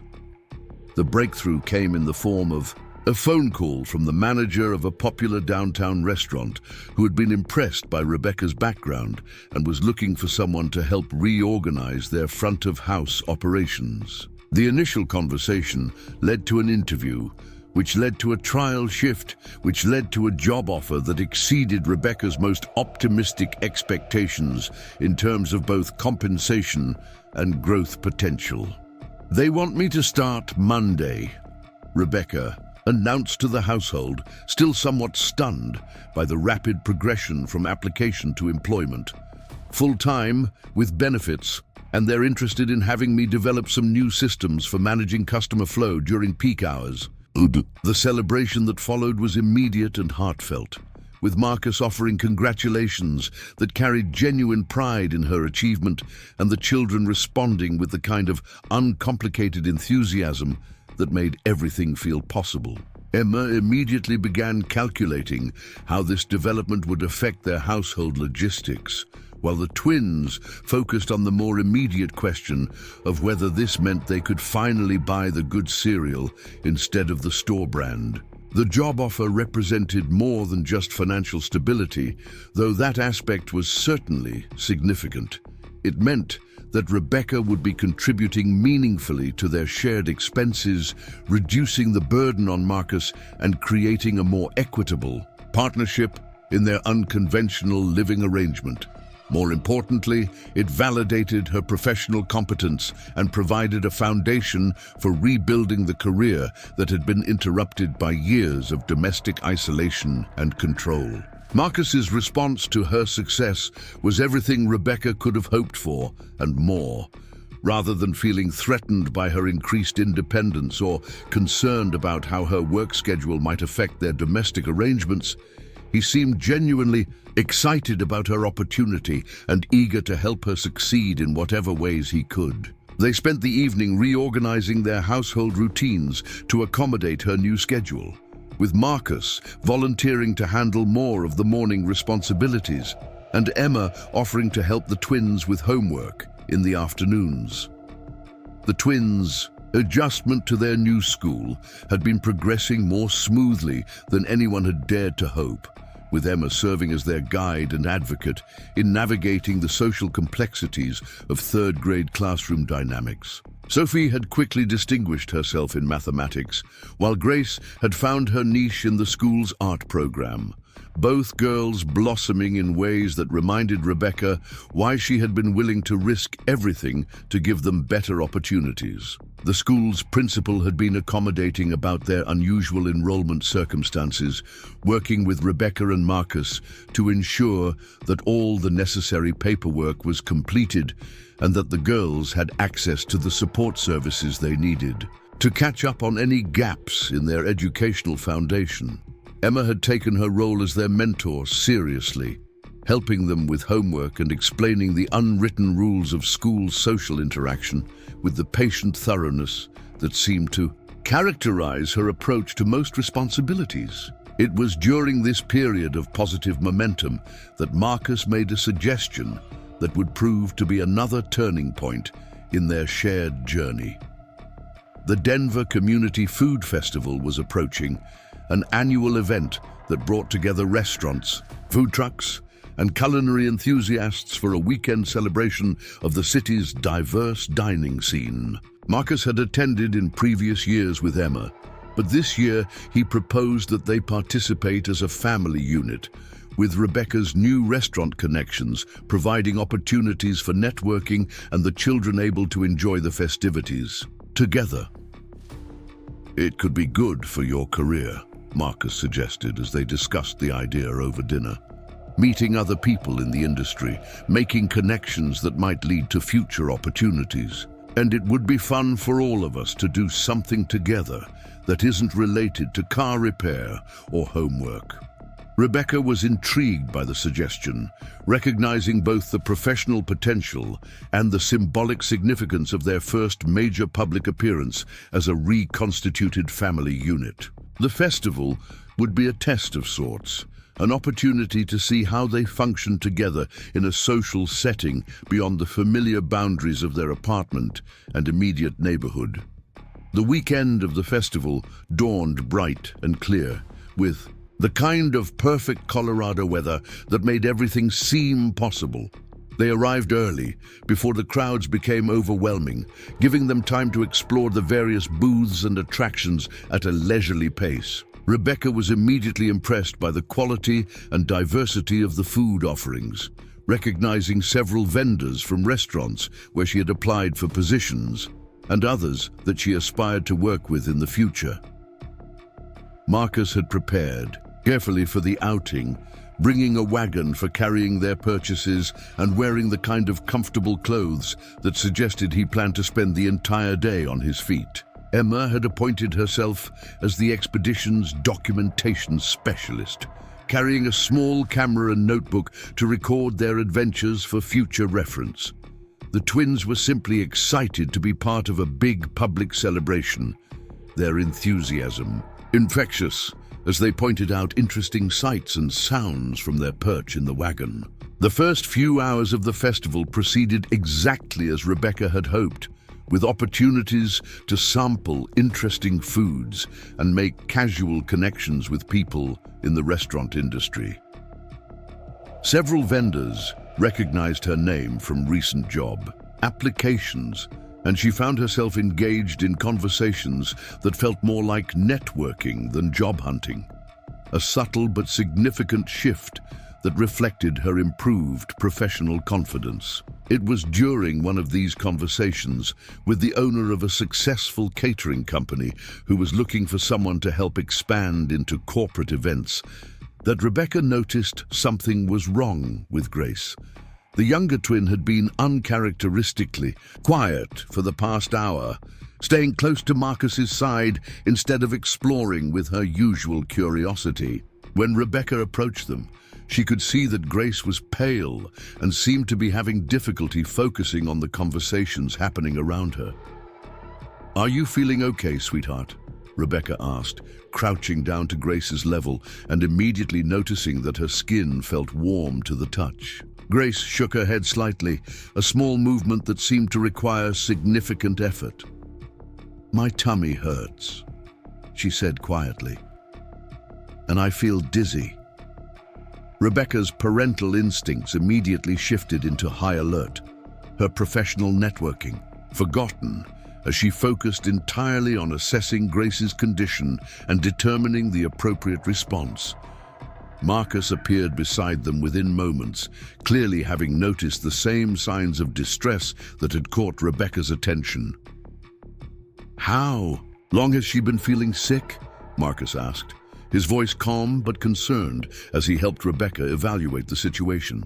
"I don't know," Rebecca admitted, frustrated by her own inattention to her daughter's needs while she had been focused on professional opportunities. She didn't say anything earlier, but she's been quiet for a while. Grace's condition seemed to deteriorate rapidly, her face growing paler and her responses becoming increasingly sluggish as they tried to determine whether this was a minor stomach upset or something more serious. Sophie remained close to her sister, holding her hand with the fierce protectiveness that twins often displayed toward each other, while Emma watched the unfolding situation with the careful attention she brought to most adult concerns. The decision to leave the festival and seek medical attention was made quickly and without debate, Marcus immediately beginning to pack up their belongings while Rebecca focused on keeping Grace comfortable and alert. The nearest urgent care clinic was only a few minutes away, but those minutes stretched endlessly as they navigated through festival traffic with a sick child who seemed to be getting worse rather than better. Grace was barely conscious by the time they reached the clinic, her breathing shallow and her responses limited to small nods or shakes of her head when asked direct questions. The triage nurse took one look at her condition and immediately moved them to an examination room, bypassing the usual waiting period that Rebecca had been dreading. The next hour passed in a blur of medical assessments and diagnostic tests, with Grace being examined by a physician who took her symptoms seriously and worked methodically to determine the underlying cause of her distress. Rebecca found herself torn between staying close to Grace and managing Sophie's anxiety about her twins' condition, while Marcus handled the practical aspects of insurance information and medical history with the calm competence he brought to most crisis situations. The diagnosis, when it came, was both relief and concern in equal measure. Grace was suffering from severe dehydration and heat exhaustion, conditions that were serious but treatable with prompt medical intervention. The combination of the hot weather, increased activity level, and excitement of the festival had overwhelmed her system's ability to regulate temperature and fluid balance, creating a dangerous situation that could have been life-threatening if left untreated. "She's going to be fine," the physician assured them as Grace received intravenous fluids and began to show signs of improvement. "But she needs to stay here for a few hours while we monitor her response to treatment and make sure her electrolyte levels stabilize." Rebecca felt a wave of relief so intense that it left her shaky, the realization of how close they had come to a serious medical emergency hitting her with delayed impact. Marcus immediately moved to comfort Sophie, who had been maintaining her composure through sheer force of will, but was clearly struggling with worry about her sister's condition. As they settled in for what would obviously be a long afternoon in the medical clinic, Rebecca found herself reflecting on how naturally Marcus had stepped into a supportive role during the crisis. He had taken charge of logistics and communication, with medical staff freeing her to focus entirely on Grace's emotional needs, and had done so without being asked or appearing to feel burdened by the responsibility. "Thank you," Rebecca said quietly as they sat beside Grace's bed, watching the IV slowly restore her daughter's strength and color. "I don't know what I would have done if you hadn't been there." Marcus shook his head, deflecting the gratitude, with the same modesty he showed toward most expressions of appreciation. "This is what families do," he said simply. "We take care of each other when someone needs help." The word family hung in the air between them with the same significance it had carried weeks earlier, but this time it felt less tentative and more established, validated by the crisis they had just navigated together. Rebecca realized that somewhere in the process of shared challenges and collaborative problem-solving, they had stopped being strangers who happened to live together and had become something deeper and more permanent. Grace's recovery proceeded exactly as the physician had predicted, with her strength and alertness returning gradually as the IV fluids did their work. By late afternoon, she was sitting up in bed and asking for something to eat, her natural resilience reasserting itself as her body recovered from the morning's ordeal. Sophie remained close to her sister throughout the process, holding her hand and providing running commentary about everything that was happening in the room. Emma had appointed herself as the family's representative in communications with the medical staff, asking thoughtful questions about prevention strategies and follow-up care with the kind of mature responsibility that never failed to amaze Rebecca. She had also somehow managed to salvage their festival purchases, organizing everything they had bought into neat categories and ensuring that nothing was lost in the chaos of their hasty departure. The drive home that evening was quiet, but not somber, with Grace resting comfortably in Rebecca's arms while the other children processed the day's events in their own ways. Marcus navigated the traffic with careful attention to smooth driving, clearly conscious of his precious cargo and determined to make the journey as comfortable as possible for everyone involved. Back at the apartment, they settled into a gentle evening routine that accommodated Grace's need for rest while maintaining some semblance of normalcy for the other children. Rebecca found herself hyper-attentive to Grace's condition, checking on her frequently and monitoring every aspect of her recovery with the intense focus that came from having been genuinely frightened by the morning's medical emergency.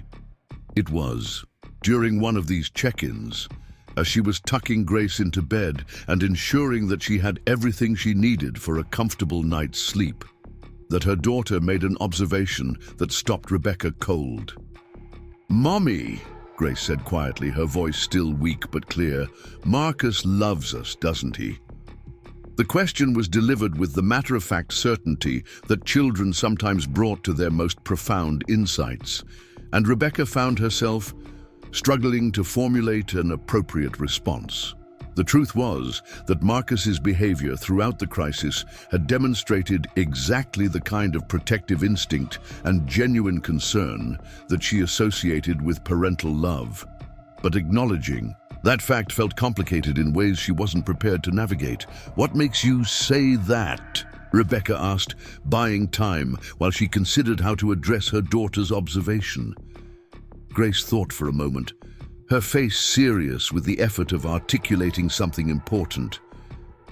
"Because he took care of me, like Daddy was supposed to," she said finally. "And he didn't get mad or scared or tell us we were too much trouble. He just helped." The comparison to her biological father was devastating in its accuracy, highlighting the contrast between Marcus's steady support and the conditional, often absent care that the twins had received from the man who should have been their primary protector.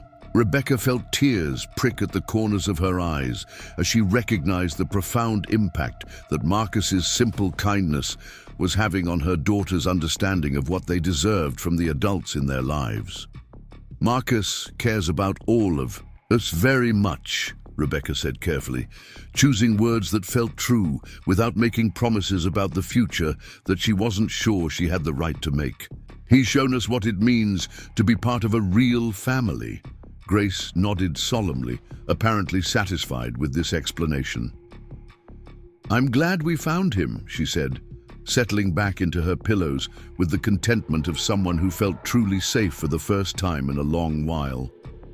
Rebecca sat beside her daughter's bed for a long time after Grace had fallen asleep, processing the emotional complexity of the day's events and their implications for the future. The medical crisis had been resolved successfully, but it had also revealed something about the depth of their connection to Marcus that she hadn't fully acknowledged, even to herself. When she finally emerged from the girls' bedroom, she found Marcus cleaning up the kitchen with the quiet efficiency that characterized most of his domestic activities. He looked up as she approached, his expression immediately concerned as he searched her face for signs of how she was processing the day's stress. "How is she?" Marcus asked, though he had checked on Grace himself multiple times throughout the evening. "Better," Rebecca said. "Tired, but her color is good, and she seems comfortable. The doctor said she should be completely back to normal by tomorrow." Marcus nodded, clearly relieved by the positive prognosis. "It was scary for a while there," he admitted. "I've never dealt with anything like that before." Rebecca felt a surge of gratitude for his honesty, for his willingness to acknowledge his own emotional investment in her daughter's well-being. "You were amazing," she said. "Calm and competent and exactly what we all needed. I don't know how to thank you for that." Marcus paused in his cleaning, turning to face her directly with an expression that was serious but not uncomfortable. "You don't need to thank me," he said. "Grace is part of this family now. Sophie and Emma too. When someone in the family needs help, everyone else steps up. That's how it works." The casual way he said, "this family," made Rebecca's chest tight.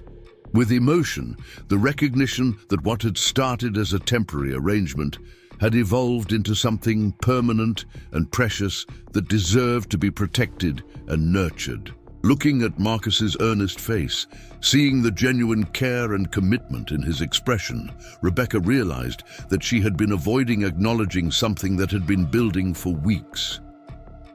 "I love you," she said quietly, the words escaping, before she could second-guess them or worry about their implications. I mean, not just grateful or appreciative, but actually in love with you. With this life we've built together, with the man you are, with the father you've become to my daughters. Marcus stared at her for a moment, his expression shifting through surprise and something that might have been hope before settling into something warm and certain. I love you too, he said simply. I love all of you. I love the way this apartment feels like a real home now, the way Emma lights up when she's helping the twins with their homework, the way you tackle every challenge like it's a puzzle to be solved instead of a crisis to be survived. Rebecca felt tears spilling down her cheeks, but they were tears of relief and joy, rather than sadness or fear. After years of relationships built on control and manipulation, the simple honesty of Marcus's declaration felt like a revelation, proof that love could be supportive rather than possessive, strengthening rather than diminishing. So what happens now? Rebecca asked, though she thought she already knew the answer. Marcus smiled, the expression transforming his entire face. With warmth and possibility, now we keep building, he said. Keep figuring out how to be a family, keep supporting each other through whatever challenges come next, keep proving that sometimes the best things in life come from the most unexpected places. Rebecca moved toward him then, closing the distance between them with the certainty of someone who had finally found where she belonged. Their first kiss was gentle and tentative, full of the promise of something beautiful and lasting that had grown out of shared struggles and collaborative hope. When they finally separated, both of them were smiling with the kind of joy that came from recognizing that they had found something rare and precious that deserved to be celebrated and protected. The apartment around them was quiet except for the soft sounds of sleeping children, but it felt full of possibility and promise for the future they would build together. Tomorrow, Marcus said softly, we start planning what comes next. Real planning for a real future, for all of us together. Rebecca nodded, feeling more hopeful and certain about the future than she had in years. They had survived crisis and emerged stronger, had built something beautiful out of broken pieces, and had discovered that sometimes the most extraordinary miracles came disguised as ordinary acts of kindness and love. Standing there in the kitchen, where they had shared so many meals and conversations, where they had planned car repairs and job searches and strategies for helping 3 children adjust to their new life, Rebecca knew that they had accomplished something remarkable. They had created a family not through biology or legal arrangements, but through choice and commitment and the daily decision to show up for each other, no matter what challenges arose. The road ahead would undoubtedly bring new obstacles and complications, new problems to solve and new dreams to pursue. But they would face those challenges together as a family united by something stronger than convenience or necessity. They had found each other against all odds, and they had chosen to build something permanent and beautiful from the temporary arrangement that had saved them all. And that, Rebecca thought, as she looked around at this home they had created together, was the most extraordinary miracle of all. 6 months later, the morning sun streamed through the windows of a different apartment, one with enough bedrooms for everyone, and a kitchen large enough for 5 people to move around without bumping into each other. Rebecca stood at the counter preparing breakfast, watching through the window as Marcus helped the twins load their backpacks into his truck, while Emma double-checked that everyone had their lunch money and homework assignments. The scene felt both wonderfully ordinary and miraculous in its simplicity, a testament to how far they had all traveled from that scorching afternoon when desperation had brought them together on a lonely highway. Rebecca's job at the restaurant had exceeded every expectation, leading to a promotion and increased responsibilities that challenged her in ways she had forgotten she missed. Marcus had started his own small auto repair business, working evenings and weekends to build a client base that appreciated his honest pricing and meticulous attention to detail. Emma had blossomed into the role of big sister with natural grace, helping Sophie and Grace navigate the complexities of their new school while maintaining her own academic excellence. The twins had found their footing with remarkable resilience. Sophie discovering a talent for creative writing while Grace excelled in mathematics, both girls thriving in an environment where their potential was nurtured rather than dismissed. "Ready for the big day?" Marcus asked as he returned from loading the truck, referring to the community recognition ceremony where their story would be featured as an example of neighbors helping neighbors during difficult times. Rebecca nodded, though she still felt awkward about the public attention their journey had attracted. A local reporter had somehow learned about their unusual family formation and had written a story that resonated with readers facing their own challenges. The article had led to speaking invitations and requests for interviews, opportunities that Rebecca approached with mixed feelings about sharing something so personal with strangers. The ceremony took place at the community center where they had first brought the girls for after-school programs, a building that had become central to their neighborhood integration efforts. As they walked into the decorated hall, Rebecca was struck by how many familiar faces surrounded them, people who had become friends and supporters during their transition from strangers to established residents. Mrs. Patterson was there, beaming, with pride as if she had personally orchestrated their success story.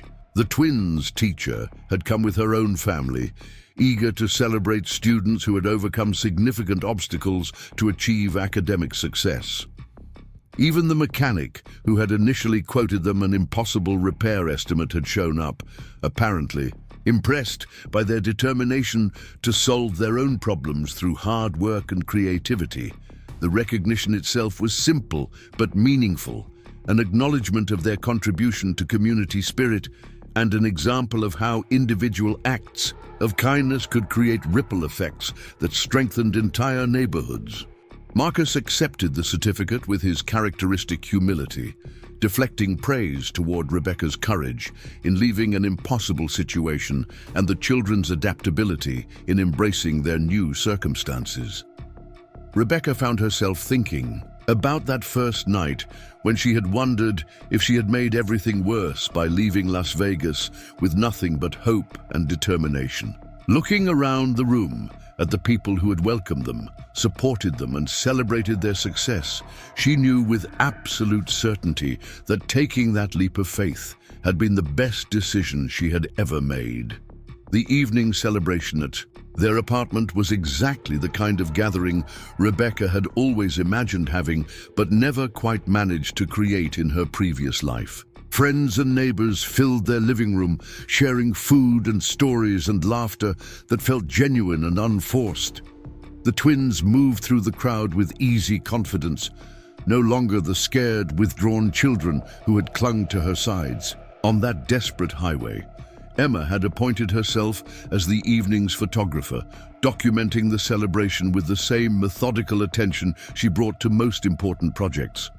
Rebecca watched her organize group photos and candid shots, marveling at the young woman she was becoming under the influence of expanded responsibilities and genuine security. As the evening wound down and guests began to leave, Rebecca found herself standing on their balcony with Marcus, looking out over the city lights that stretched toward the mountains. The air was cool, but not cold, carrying the promise of spring and new beginnings that seemed to define every season in their shared life. "Do you ever think about that first day?" Marcus asked, apparently following a similar train of thought about how dramatically their circumstances had changed. Rebecca smiled, remembering the fear and desperation that had driven her to flag down a stranger on a dusty highway. "Every day," she said, not with regret though, with gratitude for everything that followed. Marcus nodded, slipping his arm around her waist with the comfortable familiarity of someone who belonged there. "The girls asked me yesterday if we were going to get married," he said, his tone casual but carrying an undercurrent of genuine curiosity about her thoughts on the subject. Rebecca felt her heart skip at the mention of marriage, not from fear, but from the realization that she wanted it, wanted the formal recognition of what they had already built together through daily choice and commitment. "What did you tell them?" she asked. "I told them that was something we'd have to discuss," Marcus said, turning to face her directly. "So I guess this is me discussing it." Rebecca looked at this man, who had saved her family not through grand gestures, but through consistent kindness, who had become the father her daughters deserved and the partner she had never dared to hope she might find. "Is this a proposal?" she asked, though she was already certain of her answer. Marcus smiled, reaching into his pocket to pull out a simple ring that looked handmade, probably crafted during one of his evening workshop sessions. "I suppose it is," he said. "Nothing fancy, just a promise that we'll keep building this life together, whatever challenges come next." Rebecca accepted the ring with tears in her eyes, knowing that its modest appearance made it more precious rather than less, a symbol of practical love rather than romantic fantasy. "Yes," she said simply, the word carrying the weight of absolute certainty about their shared future. Their second kiss as an engaged couple was interrupted by 3 faces pressed against the sliding door, the children having apparently been monitoring the balcony conversation with eager anticipation. The resulting celebration was immediate and enthusiastic, with the twins demanding to see the ring and Emma asking practical questions about wedding planning and whether this meant they could get a bigger apartment. Later that night, after the children had finally settled into sleep and the apartment had returned to peaceful quiet, Rebecca and Marcus sat together, planning their future with the same methodical approach they had brought to car repair and job hunting. There would be a simple ceremony, focused on family rather than elaborate traditions. There would be official adoptions to make their unconventional family legally recognized. There would be continued growth and challenges, and the daily work of maintaining something precious through consistent attention and care. "I love you," Rebecca said as they prepared for bed, the words still feeling new enough to deserve conscious expression. "I love you too," Marcus replied, as he had every night since they had first acknowledged what was growing between them. "All of you, this whole beautiful, complicated, perfect life we've built together." Rebecca thought about Grace's observation months earlier, about Marcus loving them the way their father should have, and realized that her daughter had understood something profound about the nature of real love. It wasn't possessive or conditional or controlling. It was supportive and strengthening and committed to everyone's individual growth within the context of shared belonging. As she drifted off to sleep in the home they had created together, Rebecca reflected on the miracle that had begun with a broken-down car and a desperate decision to trust a stranger's kindness. They had found each other against impossible odds, had chosen to build something permanent from temporary circumstances, and had discovered that the most extraordinary transformations often grew from the most ordinary acts of human decency. The story that had started with a single father helping a stranded mother and her twins had become something larger and more beautiful than any of them could have imagined. It had become proof that families could be chosen as well as born, that love could heal old wounds and create new possibilities, and that sometimes the greatest miracles were the ones you built yourself, one day at a time, through the simple decision to keep showing up for the people who mattered most. Up next, you've got 2 more standout stories right on your screen. If this one hit the mark, you won't want to pass these up. Just click and check them out.